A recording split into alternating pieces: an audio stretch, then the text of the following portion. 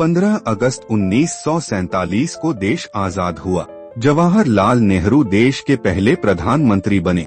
यह इसलिए हुआ क्योंकि ब्रिटिश सरकार की तरफ से यह कैबिनेट मिशन प्लान था कि अंतरिम सरकार के तौर पर वायसराय की अध्यक्षता में एग्जीक्यूटिव काउंसिल बनेगी। कांग्रेस पार्टी का अध्यक्ष इस काउंसिल का वाइस प्रेसिडेंट बनेगा। आजादी के बाद इस वाइस प्रेसिडेंट का ही पीएम बनना तय था। आइए अब विस्तार से जानते हैं कि स्वतंत्र भारत के पहले प्रधानमंत्री पंडित जवाहरलाल नेहरू ही क्यों बने, सरदार वल्लभ भाई पटेल क्यों नहीं बन पाए। 15 अगस्त 1947 को देश आजाद हुआ और जवाहरलाल नेहरू देश के पहले प्रधानमंत्री बने। यह इसलिए हुआ क्योंकि ब्रिटिश सरकार की तरफ से यह कैबिनेट मिशन प्लान था कि अंतरिम सरकार के तौर पर वायसराय की अध्यक्षता में एग्जीक्यूटिव काउंसिल बनेगी। कांग्रेस पार्टी का अध्यक्ष इस काउंसिल का वाइस प्रेसिडेंट बनेगा और आजादी के बाद इस वाइस प्रेसिडेंट का पीएम बनना तय था। 15 अगस्त 1947 को जब देश आजाद हुआ तो पंडित जवाहरलाल नेहरू देश के पहले प्रधानमंत्री बने। सवाल उठता है कि नेहरू प्रधानमंत्री कैसे बने? क्या उस समय प्रधानमंत्री पद के लिए नेहरू से बेहतर उम्मीदवार सरदार पटेल थे? अक्सर यह सवाल उठाया जाता है कि सरदार पटेल अगर देश के पहले प्रधानमंत्री होते तो आज देश की स्थिति कुछ और होती, या सरदार पटेल खुद प्रधानमंत्री नहीं बनना चाहते थे, या सरदार पटेल को प्रधानमंत्री नहीं बनने दिया गया। उस समय महात्मा गांधी की प्रधानमंत्री चुने जाने में कोई भूमिका थी। ऐसे कई सवाल हैं जो कई दशकों से लोगों के मन में हैं और अक्सर अलग अलग मौके पर उठते हैं। 1945 में जब द्वितीय विश्व युद्ध खत्म हुआ तो ब्रिटिश सरकार को यह समझ में आ गया था कि अब भारत को अधिक समय तक गुलाम बनाकर नहीं रखा जा सकता है।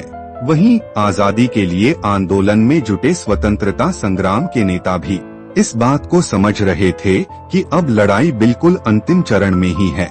ऐसे में ब्रिटिश हुकूमत ने 1946 में कैबिनेट मिशन का प्लान बनाया। इस कैबिनेट मिशन को इस तरह से समझा जा सकता है कि यह आजादी के बाद के सरकार की रूपरेखा था। अंग्रेज अधिकारियों को इस बात की जिम्मेदारी दी गई कि वे भारतीय नेताओं से मिलकर इस दिशा में बातचीत करें। इस तरह से देश में अंतरिम सरकार की रूपरेखा बननी तय हुई। इसके तहत देश में वायसराय की एग्जीक्यूटिव काउंसिल बननी थी। अंग्रेज वायसराय को इसका अध्यक्ष होना था। दूसरी तरफ कांग्रेस पार्टी के अध्यक्ष को इस काउंसिल का वाइस प्रेसिडेंट बनना था। उस समय यह भी लगभग तय था कि यह वाइस प्रेसिडेंट ही आगे चलकर भारत का प्रधानमंत्री बनेगा। जिस समय यह पूरी चर्चा और कवायद चल रही थी उस समय मौलाना अबुल कलाम आजाद कांग्रेस के अध्यक्ष थे। कलाम आजाद 1940 से ही इस पद पर बने हुए थे। महात्मा गांधी चाहते थे कि अबुल कलाम आजाद यह पद छोड़े, लेकिन वह ऐसा नहीं करना चाहते थे। आखिरकार गांधी का दबाव काम आया और मौलाना अबुल कलाम आजाद ने कांग्रेस अध्यक्ष का पद छोड़ दिया। इसके बाद कांग्रेस के नए अध्यक्ष की तलाश शुरू हुई। दूसरे शब्दों में कहें तो देश के भावी प्रधानमंत्री का चेहरा खोजा जा रहा था। अप्रैल 1946 में कांग्रेस कार्यसमिति की मीटिंग बुलाई गई।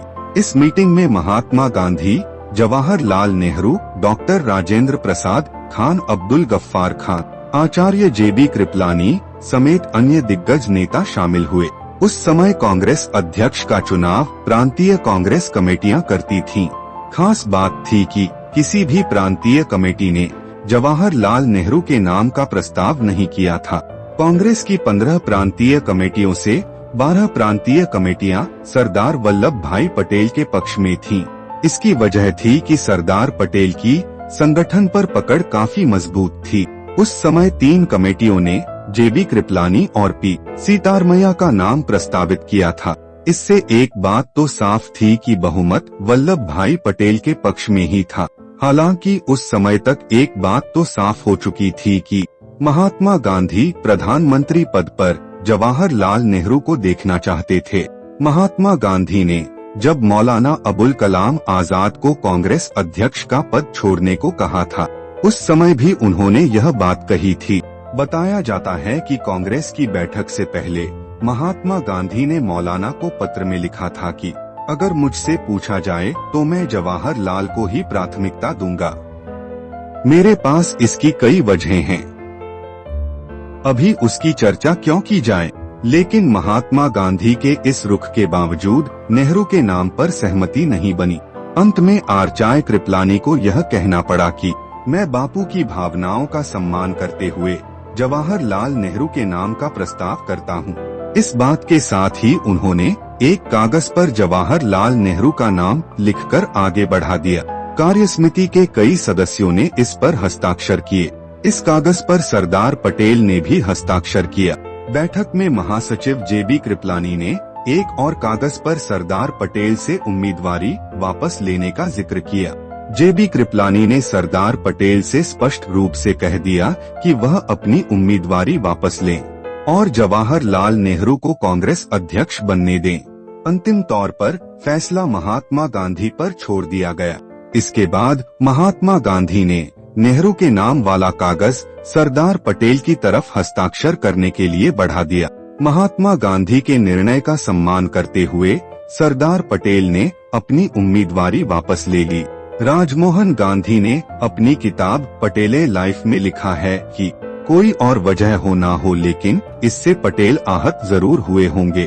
वहीं कार्यसमिति की बैठक में नेहरू के पक्ष में समर्थन नहीं होने का सवाल पूछने और उम्मीदवारी वापस लेने की बात से पटेल की चोट पर मलहम जरूर लगी होगी। दरअसल महात्मा गांधी को लगता था कि पंडित नेहरू के चुने जाने के बाद भी देश को सरदार पटेल की सेवाएं मिलती रहेंगी, जबकि पटेल के प्रधानमंत्री बनने के बाद से नेहरू उनके नेतृत्व में काम नहीं करेंगे। हालांकि सरदार पटेल भी इस बात को मानते थे कि जवाहरलाल नेहरू लोकप्रियता के मामले में उनसे कहीं आगे थे। महात्मा गांधी ने उस समय के पत्रकार दुर्गा दास को दिए एक इंटरव्यू में बताया था कि जवाहरलाल नेहरू बतौर कांग्रेस अध्यक्ष अंग्रेजी हुकूमत से बेहतर तरीके से समझौता वार्ता कर सकते थे। गांधी जी को लगता था कि नेहरू अंतर्राष्ट्रीय मामलों में भारत का प्रतिनिधित्व सरदार पटेल से बेहतर तरीके से कर पाएंगे। इस तरह से नेहरू के प्रधानमंत्री बनने की राह महात्मा गांधी की वजह से खुली थी। आजादी के बाद 15 अगस्त 1947 को सरदार वल्लभ भाई पटेल को उप प्रधानमंत्री बनाया गया। पटेल के पास आजाद भारत के गृह मंत्रालय का भी जिम्मा दिया गया। उनके पास सूचना और प्रसारण मंत्रालय का भी प्रभार था। इस पद पर रहते हुए 15 दिसंबर 1950 को सरदार पटेल ने अंतिम सांस ली। तो दोस्तों, इतना सब सुनकर भी अब आप जान गए होंगे कि किस प्रकार मजबूत उम्मीदवारी होते हुए भी केवल गांधी जी के कारण सरदार पटेल को आजाद भारत का प्रधानमंत्री नहीं बनाया जा सका।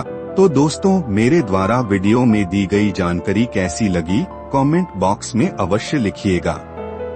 वीडियो पसंद आए तो लाइक और शेयर कीजिएगा। अगर आप मेरे इस चैनल में नए हैं तो इसे सब्सक्राइब जरूर कीजिएगा। जय हिंद।